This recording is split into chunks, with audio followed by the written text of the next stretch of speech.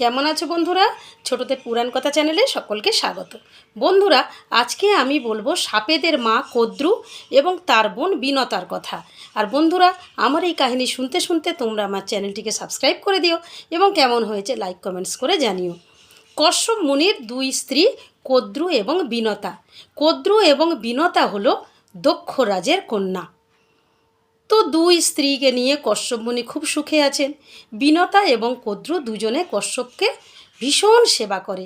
দুই স্ত্রীর সেবায় সন্তুষ্ট হয়ে কশ্যপ মুনি বললেন, তোমরা আমার কাছে কী বর চাও বলো। তখন কদ্রু বলল, আপনি আমাকে এমন বর দিন, 1001 সন্তানের মা আমি হতে চাই এবং আমার সন্তানরা যেন সব সাপ হয়। এবং বিনতা বলল যে আপনি আমাকে 2টি সন্তানের বর দিন, কিন্তু সেই 2জন সন্তান হবে কদ্রুর 1001 সন্তানের থেকে বলশালী। কশ্যপ মুনি দুই স্ত্রীর মনের ইচ্ছা পূরণ করলেন। তারপর কশ্যপ মুনি জপ তপে মন দিলেন এবং তিনি আশ্রম ছেড়ে চলেও গেলেন। কিছুদিন পর কদ্রু 1001টি ডিম প্রসব করল এবং বিনতা 2টি মাত্র ডিম প্রসব করল। কদ্রু সেই 1001টা ডিম খুব সুন্দরভাবে সুরক্ষিত রাখল এবং বিনতাও তার 2টি ডিম সুরক্ষিত রাখল। এইভাবে 5000 বছর কেটে গেল।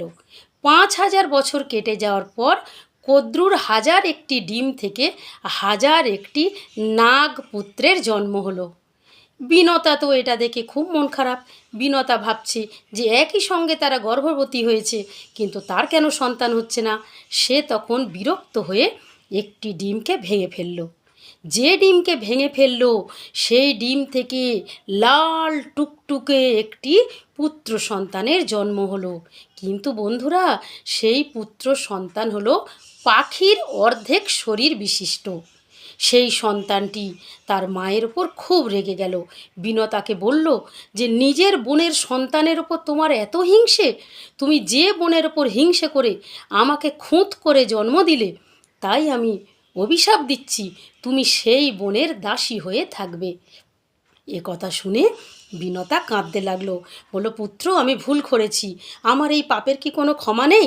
তখন তার ওই অর্ধাঙ্গ পক্ষী বিশিষ্ট পুত্র বলল যে তোমার দ্বিতীয় ডিম থেকে বলশালী একটি পুত্র হবে এবং সেই পুত্র থেকে তোমার অভিশাপ মোচন হবে।